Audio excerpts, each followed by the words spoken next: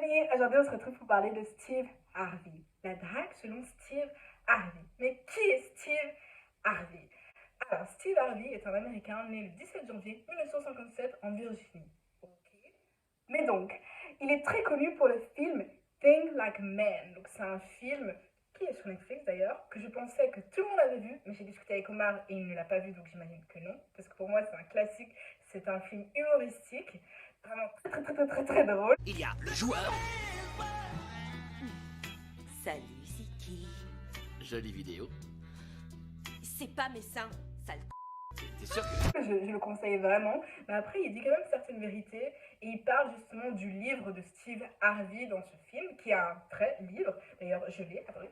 D'ailleurs, je l'ai parce que voilà, c'est des sujets qui m'intéressent et mes amis savent que ça m'intéresse, et donc j'ai une amie qui me l'avait offert pour mon anniversaire ou je pense pour mon anniversaire. Et donc ça se représente comme ceci.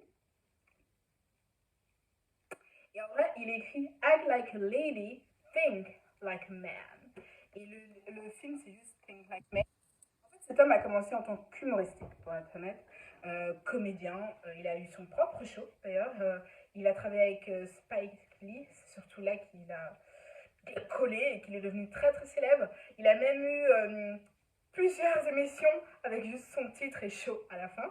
Il a eu une émission de radio aussi, et c'est aussi comme ça qu'il lui est venu l'idée du livre, parce que dans son émission de radio, il devait répondre à oui, t'appelles, et tu dis oui, ça va pas avec mon copain, et blablabla. C'était surtout des femmes qui appelaient, et il les aidait en fait. Et donc c'est comme ça que par la suite, il a fait un livre, il y a eu un film, et voilà, et c'est comme ça qu'on se retrouve à faire une vidéo sur Steve, parce que peut-être qu'il a des bonnes choses à nous donner, donc on va voir ça ensemble.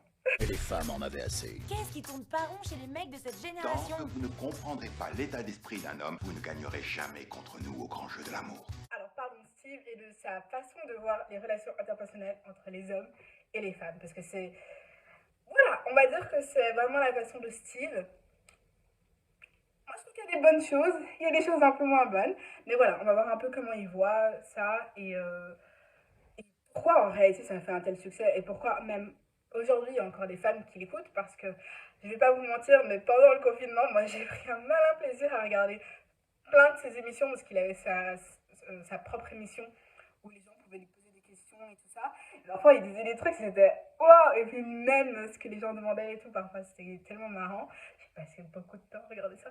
Il a ouvert aussi une émission un peu comme Une famille en or. Enfin, c'est un homme. C'est un businessman au final, je pense. Et je pense que c'est ça aussi qu'il ne faut pas oublier. On y va. Alors déjà, pour lui, il y a trois choses très importantes quand on veut se mettre en relation avec un homme ou quand un homme nous plaît, sur lesquelles il faudrait faire attention. La première, c'est que les hommes ont besoin d'un support. Donc, par support, je veux dire un soutien. Que sa partenaire soit vraiment un soutien pour lui. Euh, ouais, que c'est un peu sa première fan, vous voyez.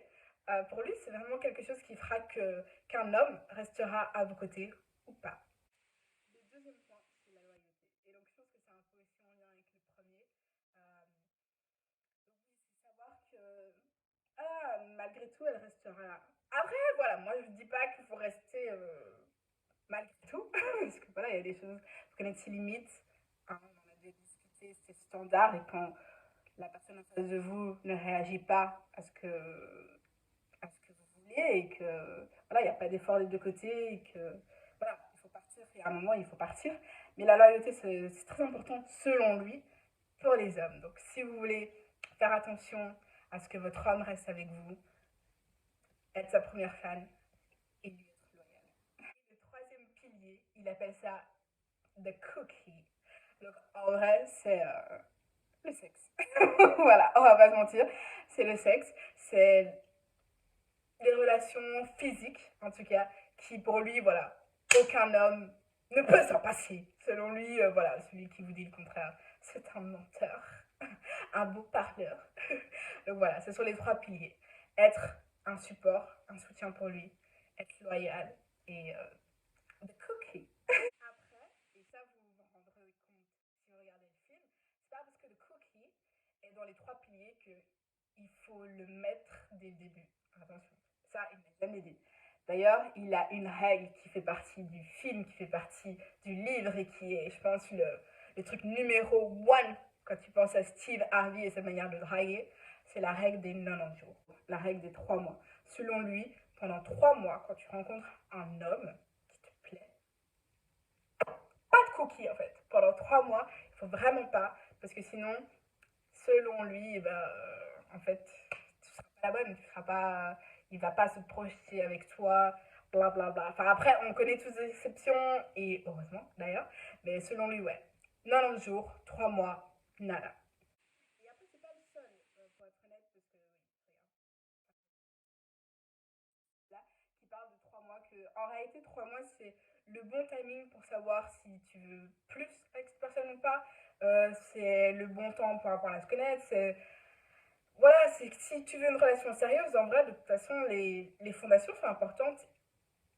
Et on va pas se mentir, fonder des fondations sur le sexe, c'est pas la meilleure des choses parce que, voilà, souvent, ben, le sexe c'est physique, c'est parce que la personne te plaît physiquement. Et après, ben, avec l'âge, voilà, le physique il change. Et ouais, c'est peut-être meilleur d'avoir des bonnes bases, tout simplement. Je pense que l'idée derrière pour lui, c'est vraiment d'avoir juste des bonnes bases avec la personne avec qui vous voulez être. Quels sont tes objectifs à long terme? À court terme, quels sont tes objectifs? Quel est ton premier... C'est pour ça que normalement, il dit de poser deux questions. Ah ouais, moi je trouve ça bizarre. Je pense que j'ai jamais été dans un date et de commencer à poser ce genre de questions. Mais normalement, il faudrait poser au partenaire qui vous plaît quels sont ses objectifs à court terme et ses objectifs à long terme. Et voir déjà si ben, c'est compatible avec les vôtres, de voir s'il y a moyen qu'il fasse une place pour vous dans ces projets-là. Parce que si vous voyez que bah, il a déjà prévu d'aller vivre super loin, de faire un taf où il n'aura même pas de temps pour une famille, pour nanana, et que vous arrivez. Est-ce que vous voulez être cette personne qui chamboule tout ça aussi? Enfin, parfois, il faut aussi. Voilà, c'est bien beau d'aimer quelqu'un, mais il faut prendre en considération ses rêves et les siens. Et je pense pas que ce soit si grave de parler dès le début de ça, parce que au final, vous pouvez soit vous mettre d'accord, ou soit vous rendre compte que c'est tout simplement pas possible et éviter. Alors après, bien évidemment, dans les films, c'est marrant tout ça, parce que et ça m'est arrivé récemment, donc je sais ce que c'est. Ce moment où, enfin, voilà, t'es très excité et t'as envie de la personne qui est en face de toi, mais tu dis non, je vais attendre, ou alors lui, il dit, il va attendre. Et du coup, tu t'essayes d'avoir plein de stratagèmes pour pas le faire. Et donc, dans le film, on voit que la femme, elle met des sous-vêtements pas beaux, comme ça, elle se dit, oh non, j'aurais pas envie qu'il les voit, ou des trucs comme ça. Donc, vous voyez le genre de film que c'est. Après, ce qui est important, c'est pas de se dire que, ok, on a fait les 3 mois et on baise et voilà. Non, en fait, l'idée, c'est que ces 3 mois, c'est un peu les 3 mois de preuve, c'est les 3 mois de normalement toi. Il faut jamais oublier, parce que moi, je suis aussi un peu comme ça. Souvent, on se dit, oui, comment lui pense, est-ce que je lui plais, est-ce que nanani, mais toujours par rapport à lui. Non, en fait, les 3 mois, c'est aussi se demander à toi-même, est-ce que c'est la bonne personne pour moi? Est-ce qu'au bout de ces 3 mois, je me rends compte que on a bien rigolé ensemble, qu'on a passé du bon temps, qu'il m'a montré qu'il tenait vraiment à moi. Et s'il n'y a pas eu tout ça, en fait, au bout des 3 mois, ça ne veut pas dire qu'il faut coucher ensemble, juste que ça fait 3 mois que vous vous parlez, que vous voyez, que vous... Non, non, non. Les 3 mois servent à ça, justement. À ce que tu puisses te dire, wow, wow, stop. Et ce qui est bien, je vais vous montrer un petit peu. Est-ce que vous voyez? Ouais. Donc là, par exemple, il y a des month checklists. Par exemple, après le premier mois, là, c'est plus par rapport à vous. Donc, il demande c'est quoi vos non négociables, qu'est-ce que vous avez besoin pour établir une communication claire. En vrai, j'aurais dû faire ça. Si un jour vous voulez qu'on fasse ça ensemble, on fera, ok? Du coup, voilà, c'était la drague selon Steve Harvey. J'espère que ce genre de vidéo vous plaît. J'espère que cette vidéo vous a plu. Il y aura une suite de cette vidéo avec les questions. Parce que ce livre est assez complet. Genre, donc vous avez vu, il y a le côté où on peut écrire. Puis à la fin, il y a aussi des questions que j'aimerais bien traverser avec vous. Donc voilà, on se retrouvera pour une nouvelle vidéo sur Steve. Et il y en aura d'autres sur d'autres personnes un peu comme lui. Si vous en connaissez, dites-moi. Moi, j'en ai quelques-uns en tête, bien évidemment.